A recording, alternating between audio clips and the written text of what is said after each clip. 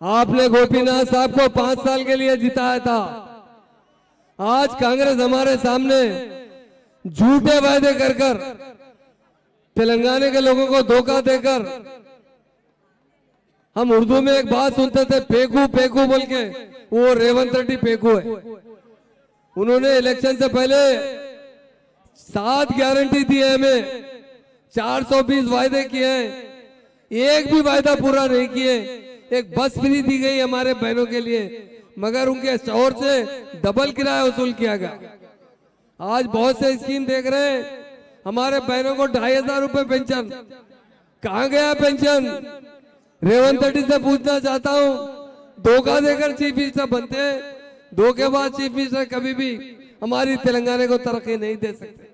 हमारे महान और महात्मा लीडर केसीआर साहब ने तेलंगाना भी हासिल किया और तेलंगाना के अवाम को कार में बिठाने की कोशिश की, मगर रेवंत रेड्डी साइकिल भी देना नहीं चाहते, पैदल भी जाना चाहते हैं। ये रेवंत रेड्डी है। कभी भी कांग्रेस 1-2 साल नहीं 50 साल हमारी तेलंगाना में हुकूमत की, हमारे साथ धोखा किया गया। 1953 में तेलंगाना को आंध्रा में मिलाया गया, यही कांग्रेस थी। जब हमारे केसीआर साहब ने मरण बैठा 9-11 दिन के लिए, तो जब तेलंगाना का ऐलान हुआ, चिदम्बरम साहब कहा Telangana process will be start. ये महान और महात्मा लीडर केसीआर साहब है, तेलंगाना आवाम के गॉड फादर है। हमारे बहनों के लिए मैं कहना चाहता हूँ, केसीआर साहब ने सुनीता मैडम, गोपीनाथ साहब की अहलिया को टिकट दिया है। हमारा फर्ज बनता है, आज जब हम यहाँ देख रहे हैं सरों का समंदर, तो हमारी बहनें बहुत ज्यादा है। ये बहनों के लिए तेलंगाना लाए और बहनों को तरक्की दिलाना हमारे केसीआर साहब का जो इरादा है, उसे हम कामयाब करने के लिए फिर से एक बार केसीआर साहब को चीफ मिनिस्टर बनाना चाहिए। और मैं तमाम रहमताबाद के भाइयों बहनों से कहना चाहता हूँ, केसीआर साहब ने आपके लिए इतने स्कीम लाए, कोई आदमी गरीब आदमी कभी भी परेशान नहीं रहा। केसीआर साहब के जमाने में हमारे जेब में पैसे थे और आज पूरे पैसे गायब हो गए। रेवंत रेड्डी पूरा चकले लगा दिए हमारी स्टेट को और आज गरीब स्टेट बना दिए। हमारे भाई हमेशा खुशहाल जिंदगी गुजारते थे। हमारे बहनों के लिए केसीआर साहब ने इतने स्कीम लाए, उन्होंने 200 से 2000 पेंशन किया, तो रेवंत रेड्डी 4000 का वायदा किए। कभी भी कोई वादा पूरा नहीं किया गया। ये स्कूटी देखिए, अगर सोनिया मैडम नहीं प्रियंका मैडम आके गए कि हम तमाम बहनों बच्चियों को स्कूटी देंगे, कहाँ गई स्कूटी, कहाँ गई? हर तरीके से हमें वायदे किए गए, सारे के सारे झूठे वायदे किए गए।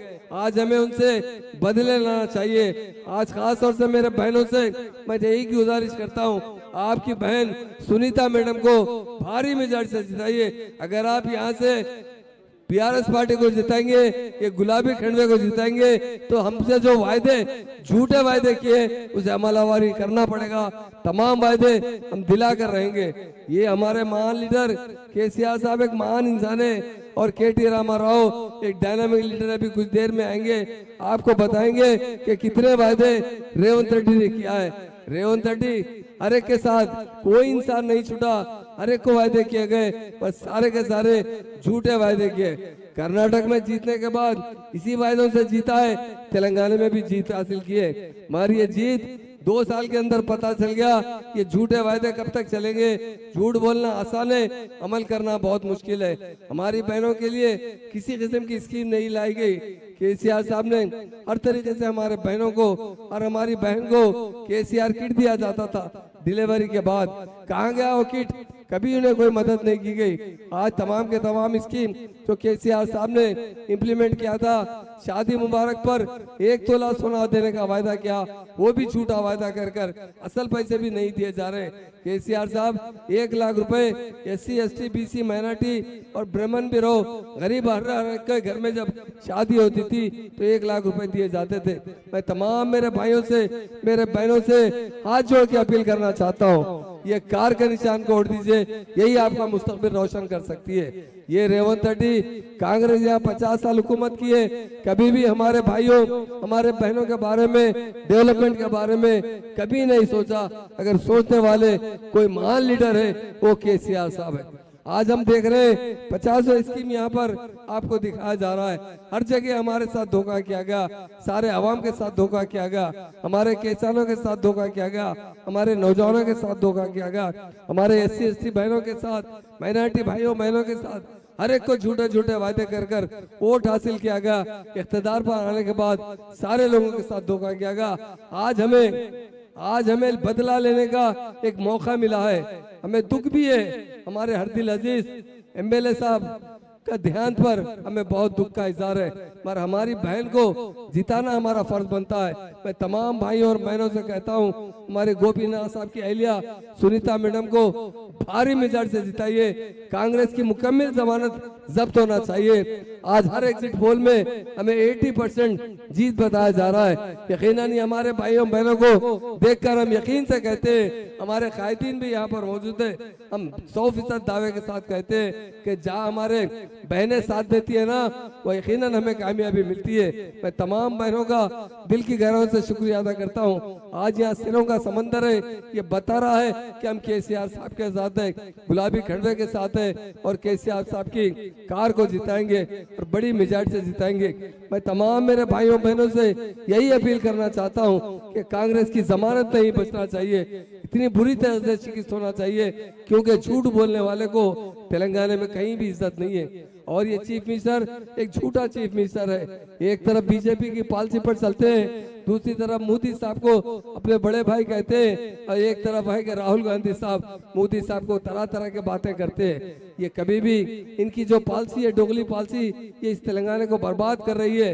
इसलिए मेरे भाइयों बहनों से मैं अदबन गुजारिश करता हूँ, हमारे महान और महात्मा लीडर KCR साहब के हाथ मजबूत कीजिए, KTR साहब के हाथ मजबूत कीजिए, ताकि आने वाला तेलंगाना, आने वाला वक्त हमारे लिए बहुत सुरगुर रहेगा और हम बहुत तरक्की करेंगे।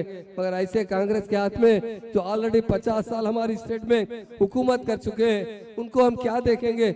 हमेशा धोखा देते रहे, कभी भी फिसादात करवाते रहे। KCR साहब ऐसे महान इंसान थे, 2014 से 2024 तक एक भी दंगा फिसाद नहीं हुआ, अमन से हम लोग रहे और शांति के साथ हमारी स्टेट में रहे।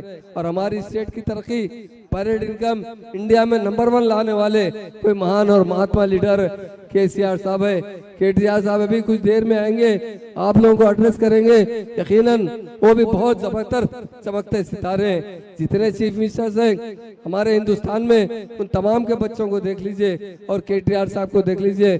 KTR साहब आने वाला फ्यूचर है, बहुत अच्छे इंसान है, बहुत अच्छे स्पीकर है, और हैदराबाद को उन्होंने हिंदुस्तान में सबसे ज्यादा शोहरत दिलाने के लिए जिस तरह हैदराबाद की तरक्की पर काम किया है, हमारे कई लोग हाईटेक सिटी आकर यही कहते थे ये इंडिया नहीं है, ये तो अमेरिका नजर आ रहा है। मैं तमाम मेरे भाइयों से, मेरे बहनों से अपील करना चाहता हूं, आपका एक वोट भी नहीं जाना चाहिए, कांग्रेस की जमानत नहीं बचना चाहिए। और बुरी तरीके से कांग्रेस जो हमें हाथ दे रही है, हाथ का निशान बताकर हमें वायदे करके हाथ दिया जा रहा है, उसे हमें सबक सिखाएं।